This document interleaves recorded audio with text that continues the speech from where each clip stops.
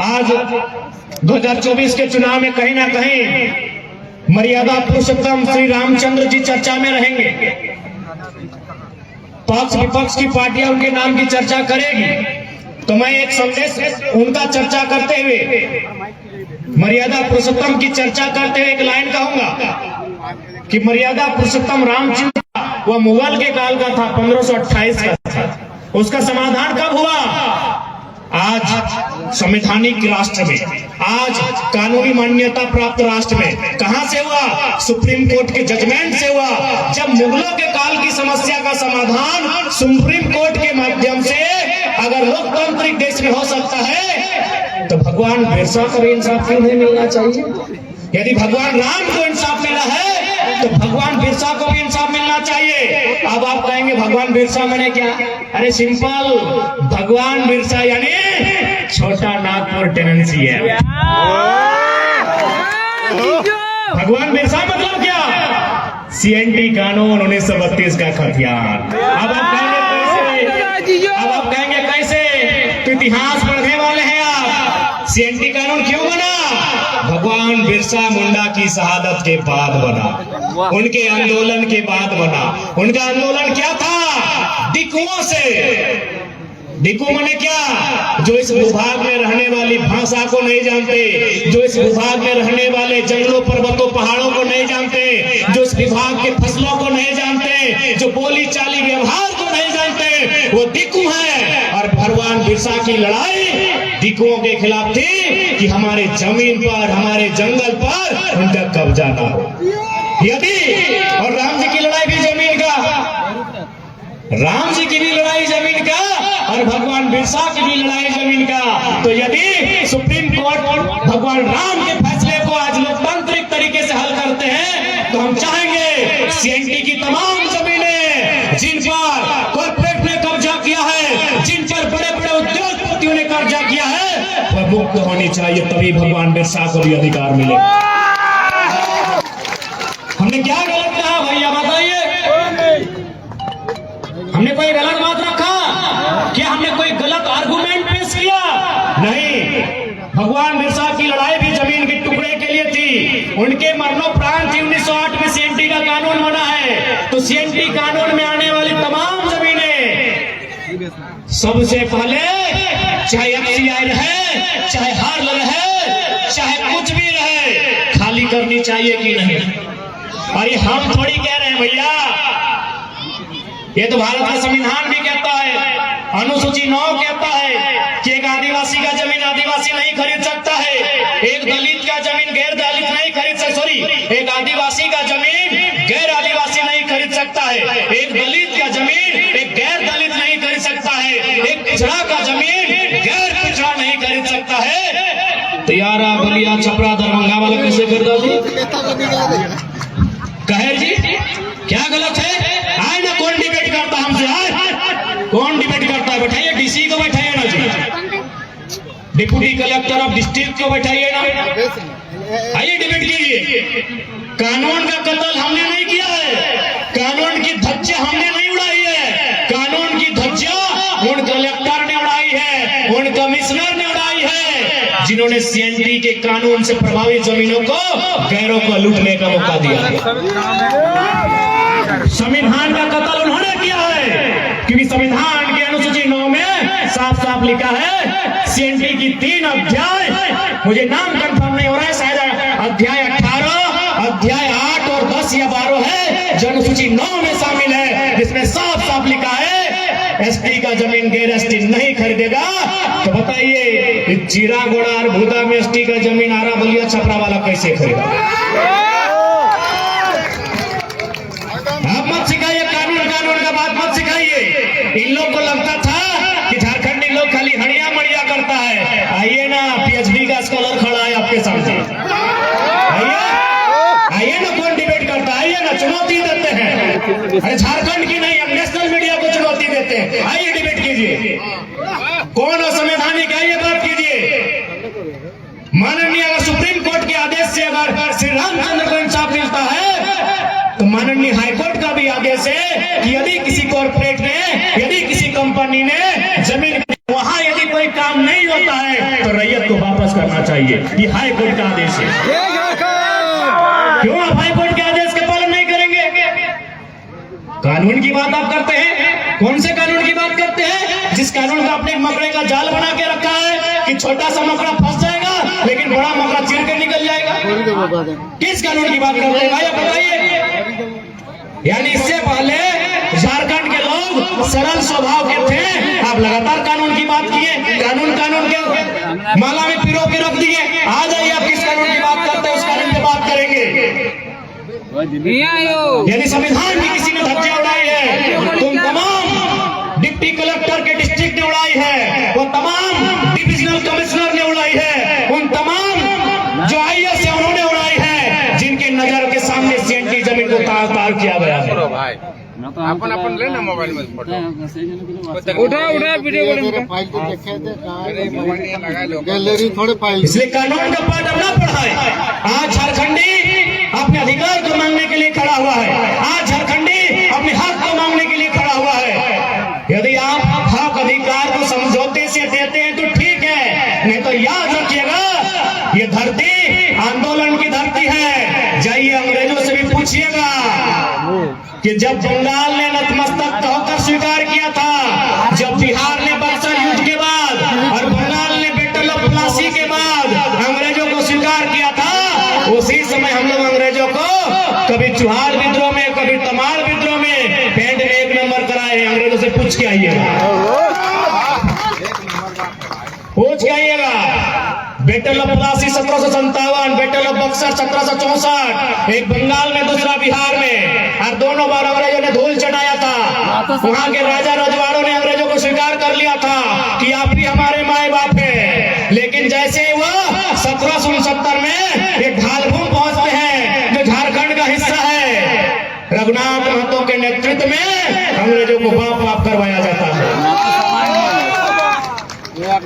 इसलिए देखिए झारखंडी, हमारी लड़ाई कोई गलत नहीं है, कोई बाहरी हितरी के एंगल नहीं है। आज जो लोग कहते हैं कि भारत एक संवैधानिक देश है, कोई कहीं जा सकता है, रह सकता है, बच सकता है, तो जाइए, हम चुनौती देते हैं। नागालैंड जाइए ना, जाइए नागालैंड, जाइए।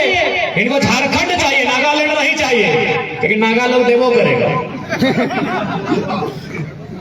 नागालैंड जो भारतीय संविधान 371A में जिसको एक स्पेशल राज्य का दर्जा देते हुए लिखा गया है, एकदम साफ साफ लिखा है कि नागाओं की प्रथाओं को चुनौती संसद भी नहीं दे सकती। यानी जहां देश का प्रधानमंत्री बैठता हो, जहां देश का सर्वोच्च रहनुमा राष्ट्रपति बैठते हो, वो भी चुनौती नहीं देगा नागालैंड को। यदि नागालैंड को चुनौती देना है तो नागालैंड की विधानसभा से पूछना होगा, परमिशन लेना होगा। ये है नागाओं का कानून। आप संविधान की बात करते हैं, कहे नागालैंड अलग देश में है क्या? इसी देश में है। 371 को पढ़िए, इसी देश में लिखा है कि संसद कोई कुछ नहीं करेगा वहां। अगर कुछ करना हो तो विधानसभा से पूछ के करेगा। इसलिए कोई हमारी लड़ाई गलत नहीं है। आज यही भेलाटाल से हमारे शक्ति दाए हैं। 15 साल 10 साल पहले हमारे एक मामा घर के भाई का वहाँ शादी हुआ था, वहाँ पुटूस का जड़ था। आज देखिए बड़ा बड़ा बिल्डिंग बन गया है, सब झारखंडी बाहर हो जाएगा। इसलिए हमारी लड़ाई कोई गलत नहीं है, हमारी लड़ाई झारखंडियत की है। हम फिर कहेंगे बिहार हमारा बड़ा भाई है, उड़ीसा हमारा बड़ा भाई है, बंगाल हमारा बड़ा भाई है, लेकिन भाई भाई में बंटवारा हो चुका है। डीजे वाले साउंड को बंद करें, डीजे वाले साउंड को बंद करें। अरे बजवे भी ना हो सको, डीजे से ज्यादा दम टाइगर की आवाज में, जोर से बजाओ। जब भाई भाई में बंटवारा हो चुका है और यदि छोटा भाई अपने बंटवारे के पक्ष में खड़ा है, ये कौन सा बाहरी बिक्री है बताइए? मतलब हम आपके लिए अच्छे कब है जब आपकी जमीन दे दे, हाँ झारखंडी अच्छा है। राज जिन्ना को विधायक बना दे, झारखंडी अच्छा है। जब हम विधायक बनने जाए, झारखंडी बारी बिक्री करता नहीं। हम उनको पूरा ढांगी का जमीन देते, हाँ झारखंडी बढ़िया है, भोला भाला है, बड़ा अच्छा इंसान है। अरे भाई अरे रुक रे डिलीट मारे होली सर्विंग नगर तो लगभग 99% बाहरी लोग ले चुका है। ये तो झारखंडी को समझना होगा कि अपना मतदान भी नहीं देंगे और जमीन दान भी नहीं देंगे। एक बार रिपीट करेंगे, हम अपने हर भाषण में कहते हैं कि मैया और मटिया में अगर एक चुने है तो दम भर के मटिए के चुनिया, मैया के कोई जिंदा नहीं रखे पार तो वो चूल पाक तो दांत झड़ तो शमशान और कब्रिस्तान जाए से कोई नहीं रुक सकता।